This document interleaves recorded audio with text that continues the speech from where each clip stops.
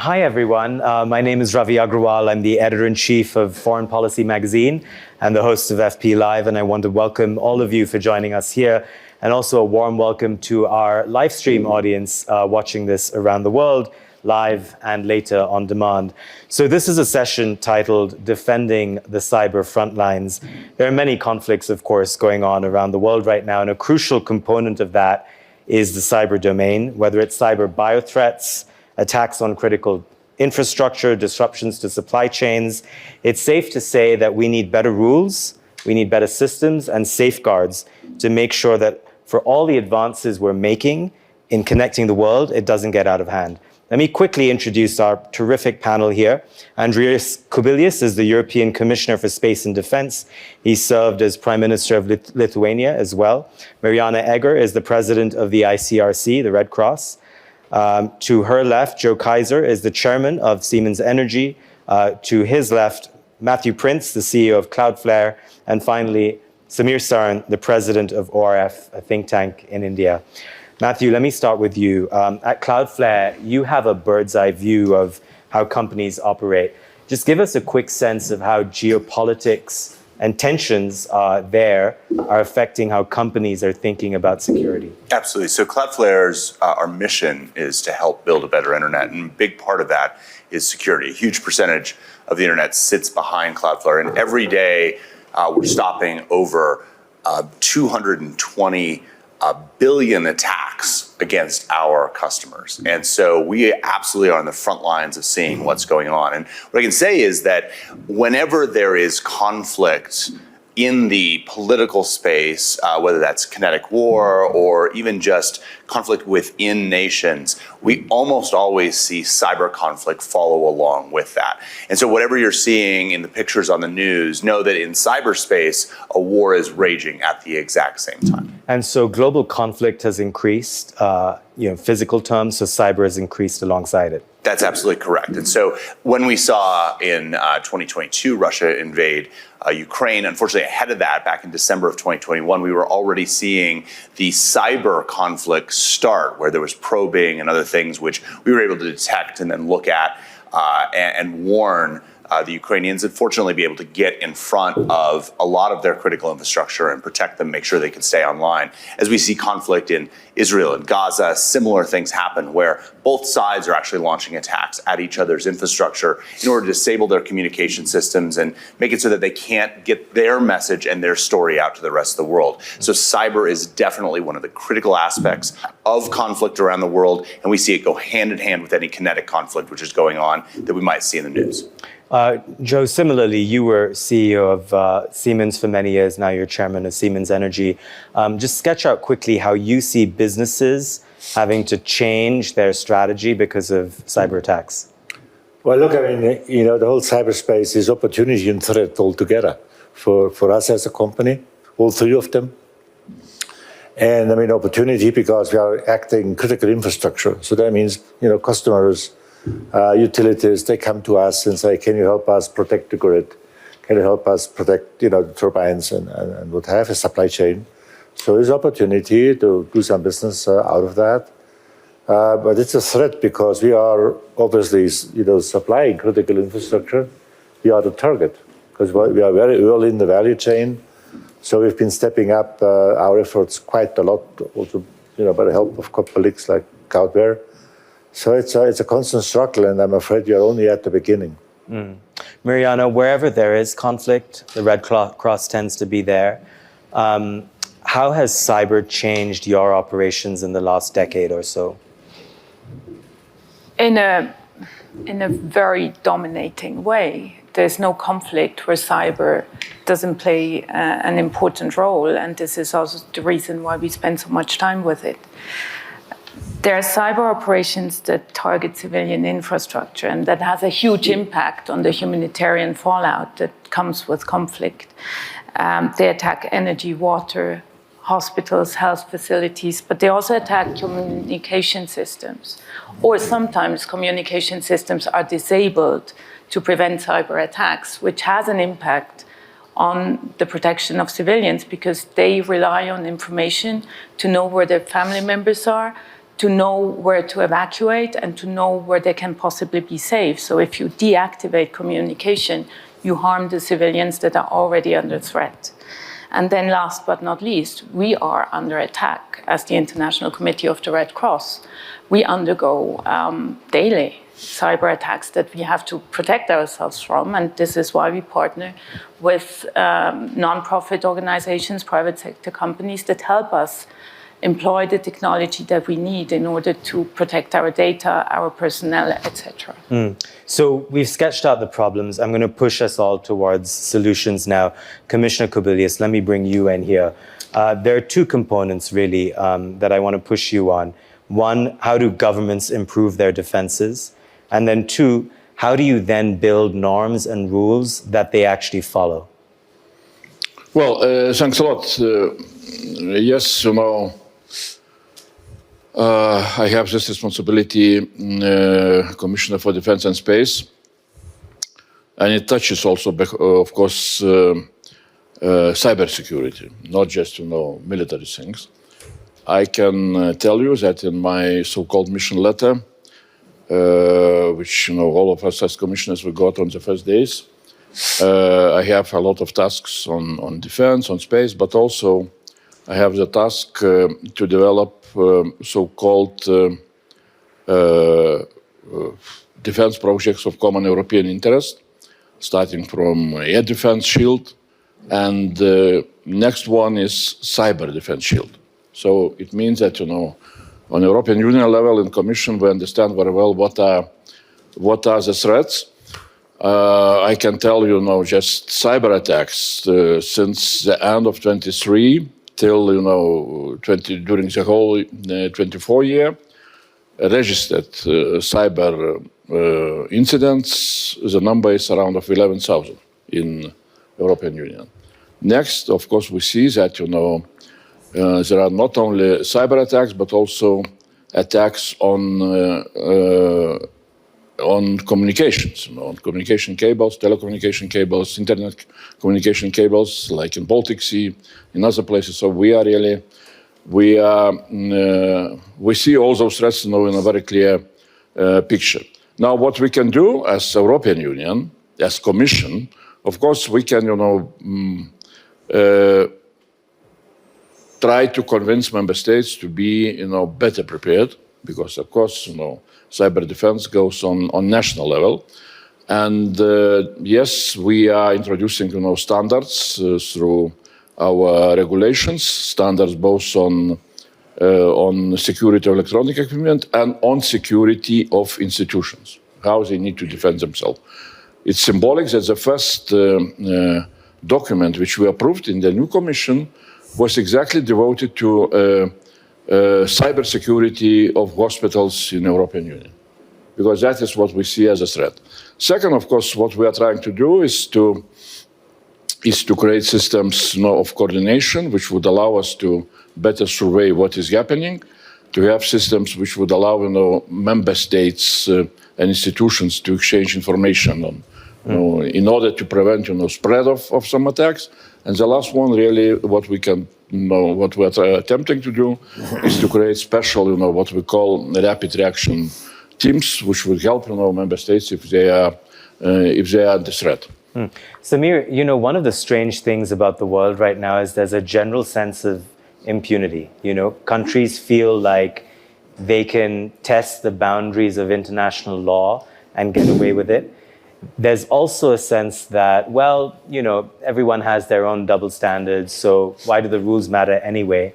You add in cyber here, and it feels like the Wild West. What should we do? No, so, for example, the commissioner was, in some ways, trying to respond to your question about norms and rules. Those norms exist. We have a UNGGE that many years ago agreed that thou shalt not attack critical infrastructure. Yeah. We shall not undermine facilities like he just listed. And yet we worry about them, and yet everyone follows them in breach. Right. So in a sense, every enterprise, for-profit, non-profit, social enterprise, essential enterprise, everything is fair game today.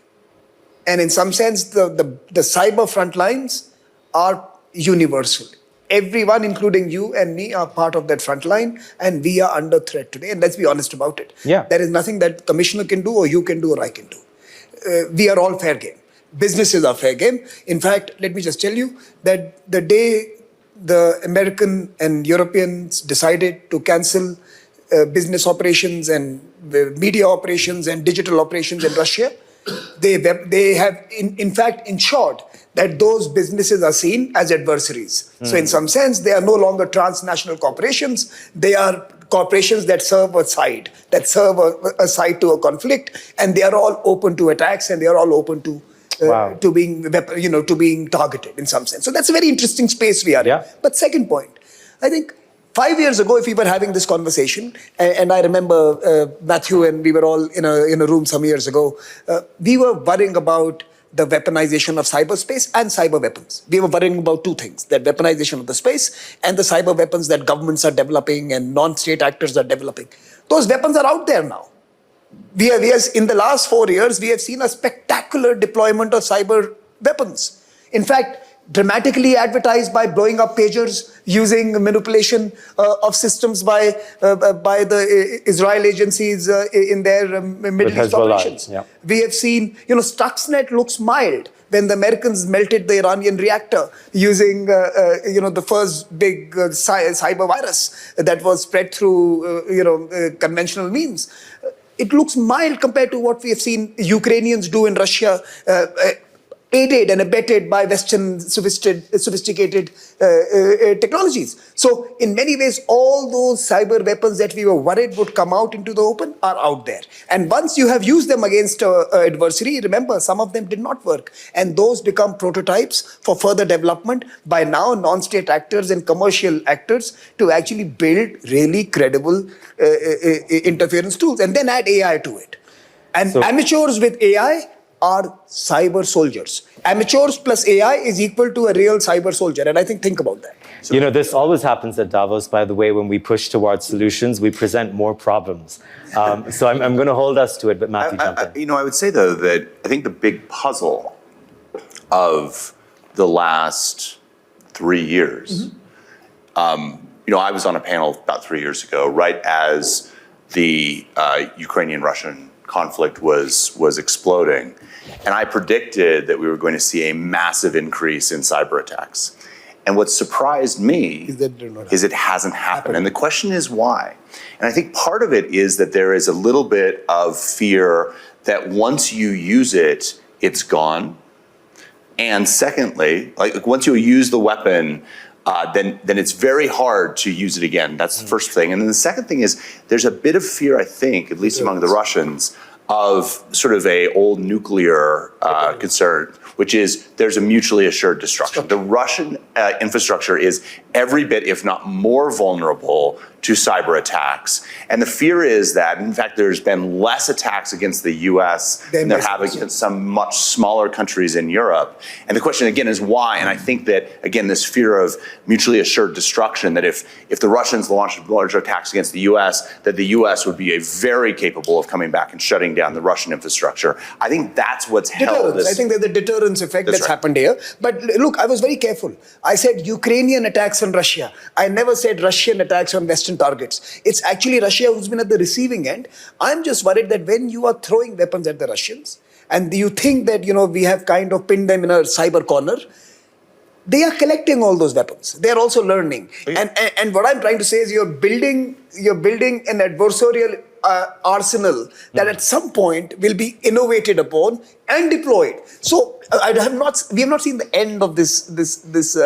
Well, and I think that the place to look to that is the most worrying is the series of sort of the typhoon attacks, the Salt Typhoon and other attacks that China has placed, which are the first time I have seen. Typically, Chinese cyber attacks have been about taking intellectual property. These are attacks where it is not clear what the underlying purpose is. It appears that they are front positioning themselves for something in the future. Putting themselves into telecommunications infrastructure in order to, if there has to be a conflict in the future. And again, I think that is probably the most worrying trend that I've seen over the last 3 years, whereas I would have predicted it would be much more around what we've seen in the Ukraine-Russia. I want to pick up on just one part of that, Joe, with you. The point that Samir raised about companies seen as having taken sides. Are you finding that, if you pull out of, let's say, Russia, that you're fair game in a way that you wouldn't have been before? Well, look, it always depends on what the country and the issue is. I want to come back to something else, which goes into the similar direction. Stuxnet.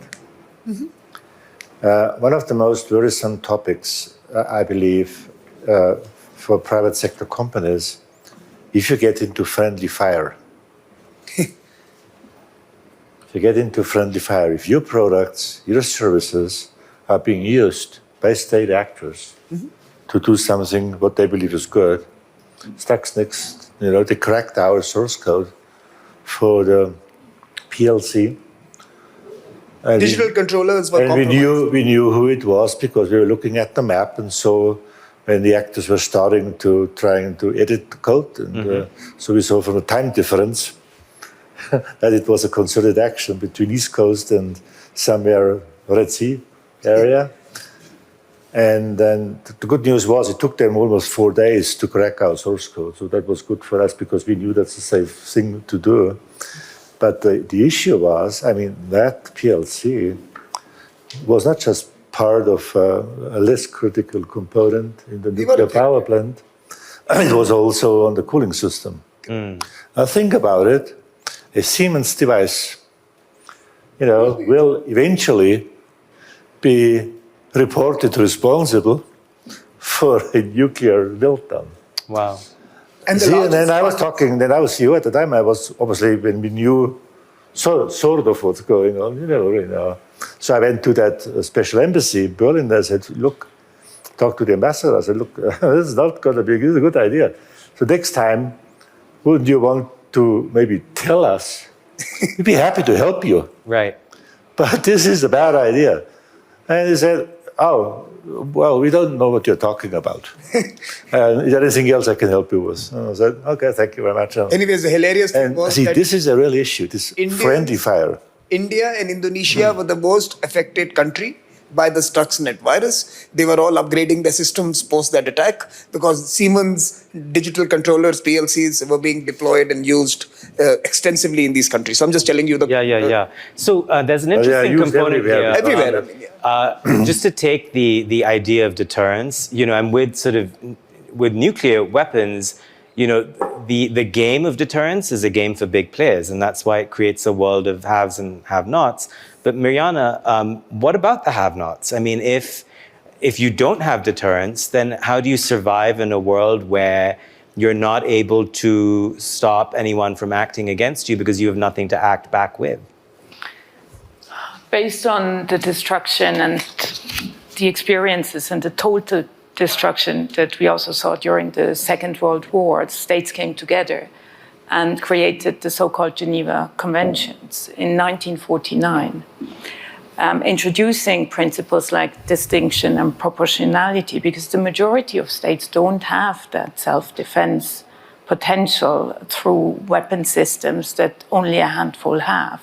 So they rely on the universal agreement, and all states ratified these agreements, that there will be a distinction between private and public and official and non-official and civilians and weapons bearers. Now, this comes under threat with the new technologies, because what we see now, especially in the context of Ukraine, Russia, but also in the Middle East increasingly, is the blurring of the lines, the impossibility to apply distinction between civilians and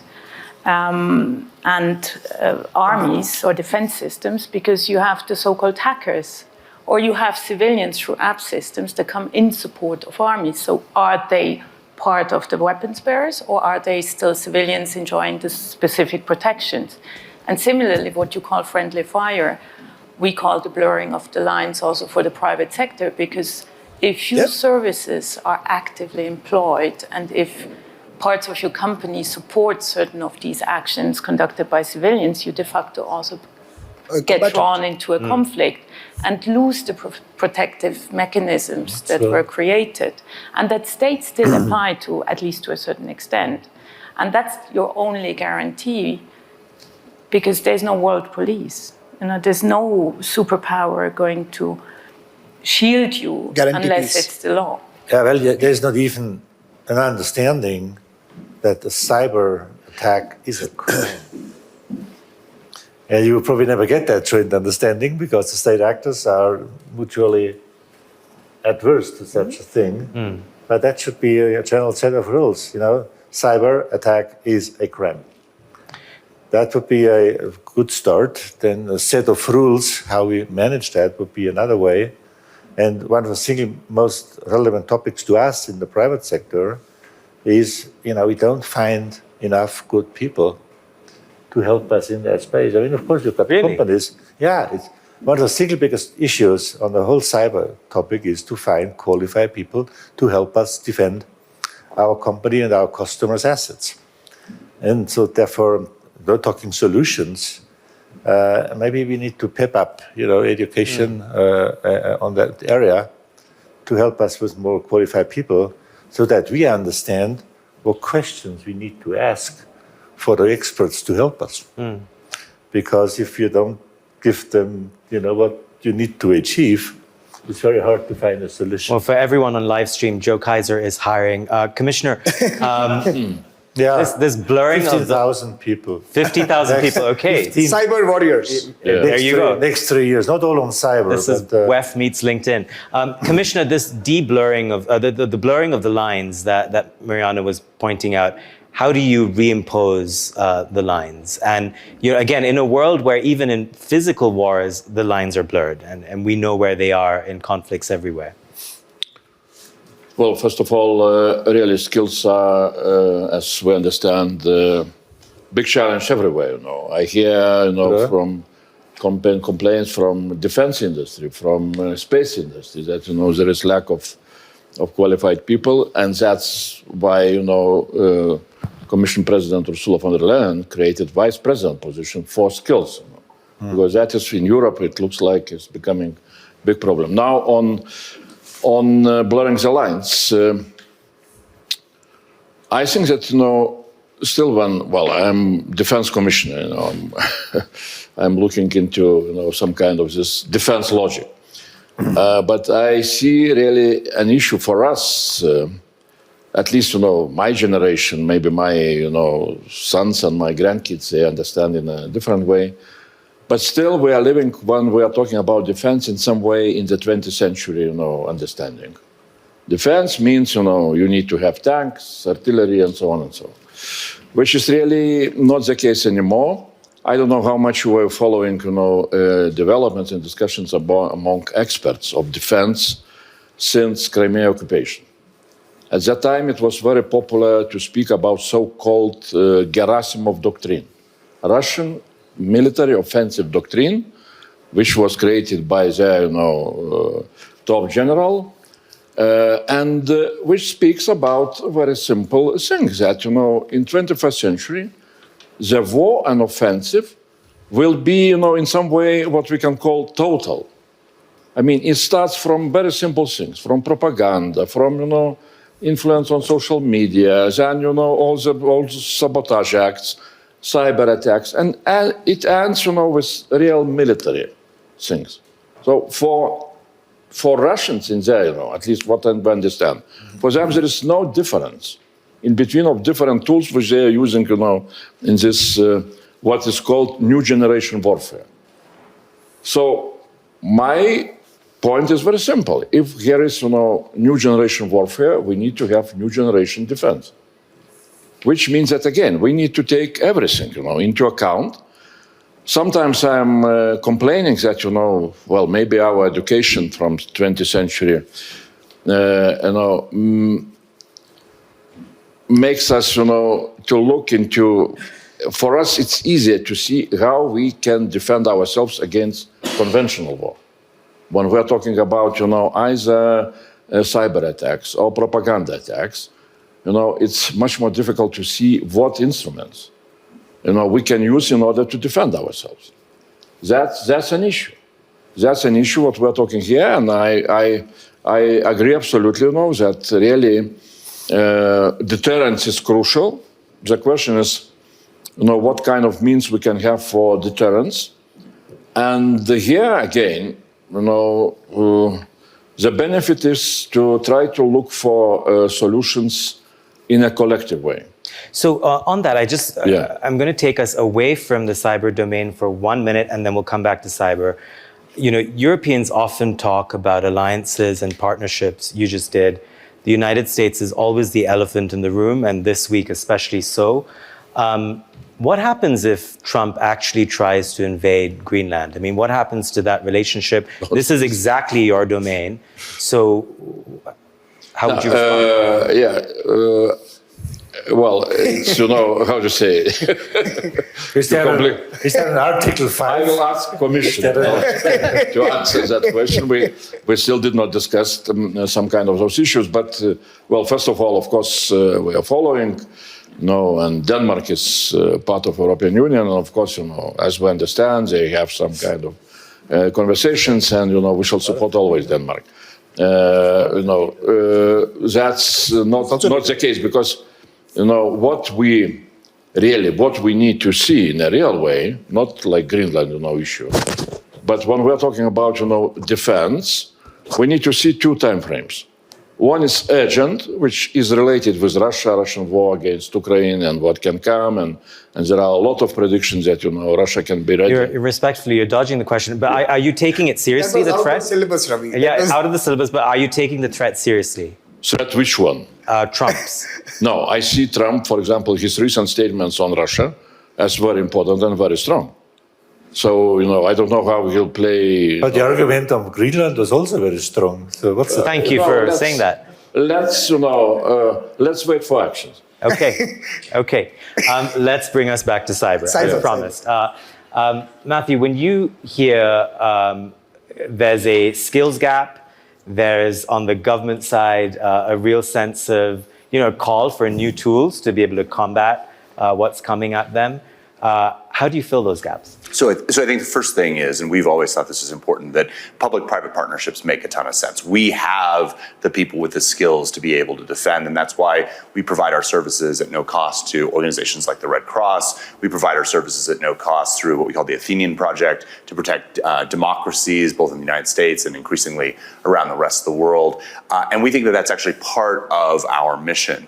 One of the things I think is a challenge for us is there's a real tension between sort of the idea of digital sovereignty and the idea of a collective defense. So for instance, a lot of countries around the world are saying, we want to be able to defend ourselves. We don't want to rely on anyone else. And I'll give an example in the US, which is the US has a series of requirements that if you're protecting government, that the machines, the physical hardware that protects the government has to be resident inside the United States, has to be managed by US citizens. On the surface, that makes some sense. But I sat down and I said, okay, so we get a giant denial of service attack, gets launched out of China. You want me to import that into the United States before I stop it, as opposed to stopping it out at the edge of the network, stopping it out where we are. And to the US's credit, they're like, yeah, you're right, that doesn't make a lot of sense. But as I see around the world, more and more countries say, we're gonna go our own way, we're only gonna use our own national systems, that makes cyber defense much harder, because at the end of the day, whoever has the most data, whoever has the most information is the one who wins in these conflicts. And so cooperation, cross-global, between public and private organizations is absolutely critical if we're going to defeat the enemies here. But of course, we're more fragmented than we've been in decades globally. Samir, just pushing us towards some solutions in the last few minutes we have, if you were to recommend countries and the corporate sector as well to adopt a few steps to be better prepared for cyber attacks, what would they be? I think Matthew's got it right. I would just have one variation. You're not defending democracy. Let's not try and mix 50 things into a very simple task in front of us, which is to protect our digital infrastructure and digital society. So it doesn't matter what kind of community you come from, everyone is entitled to the same standard of protection. That's what the Geneva Convention says. It doesn't matter whether you're a communist country or a democratic country, you're entitled to the same protection. So what we really need is to first remove our cultural agendas from a safety and security agenda. Otherwise, you lose people. Right? Because you use that Athenian project to also interfere in your fellow democracies. Elon Musk wants to change the government of Germany today because he doesn't like the German democracy as it exists today. So let's not mix culture with the strategic objective of securing our digital future. So I think first of all, let me just be totally clear. We were happy to protect any organization that's out there. The Athenian project is specifically set up because when you do have voting, you have to actually be. I'm following that project. So I get it. We're not. This isn't a philosophical. But all I'm saying is the political establishment of all regimes should be respected. Sure. If you want your elections not to be interfered with, then don't call color revolutions in 10 other parts of the world, in Latin America and Europe. My point here is, if you want political respect for your systems, you have to respect other political systems as well. You are not the wisest people in the world. Let others decide their own political outcomes. Let's look at the functional element of protecting digital spaces, and therefore, then norms work. The problem with getting a global agreement on norms and rules for cyberspace was that you always infused it with cultural and political agendas, which was not useful. Yeah. And therefore, we should look at. I'm not saying we should not defend democracy. No, I think that's a very valid. But defending democracy is a separate topic. I agree with Matthew. Don't let it enter your country. I mean, look, you can stop TikTok. Do you understand what I'm trying to say? You can ban TikTok. We ban TikTok. We are not poorer. We are as crazy as before. We never lost. We didn't lose our craziness. India banned TikTok. Right? We banned TikTok. We love Reels, and we are as crazy on Reels as you are on TikTok. But my point here is that at least the Chinese are not gaming our system, and they're not privileging certain content during our elections versus other content. So what I'm trying to say is we can defend democracy different ways. Now let's look at the critical infrastructure that needs to be protected, and all countries need equal guarantees. And that's the point. But look, isn't that exactly the issue which we are talking about? Come back to what you said earlier with the generational topic. If if tanks are going into a territory, will be noticed quickly, because of the territorial nature. The whole cyberspace is extraterritorial in nature. It doesn't really matter, from what place you're going to do this. So it's extraterritorial. It's outside the boundary of what human history has actually defined, the integrity of borders. So it's a notch above it. And that makes it so complicated. So at the end of the day, how would you tackle that? You would tackle it in a way that you've got a global agreement, a set of rules everybody adheres to. Right? And that's impossible because there are different interests of different territorial players. And that's a real issue. That's not just cyber. It's the whole matter of propaganda and impacting people and impacting democracies, extraterritorial in nature. And again, I think norms are incredibly important and agreements are incredibly important. But in order for them to happen, you have to have visibility first. Absolutely. And the fact that we don't know what's going on clearly, that attribution is hard, that the North Koreans pretend to be the Iranians or the Iranians pretend to be the Russians, like that makes it extremely difficult for us to get there. So I think step one is get visibility, and after you have visibility, then norms are more important. The norms exist. Yes. The norms exist. They're just not being followed. Don't pretend that they're not possible, even for cyber, because international humanitarian law enshrines the principles that are valid in all religions, societies, everywhere. It's the minimum standard in warfare.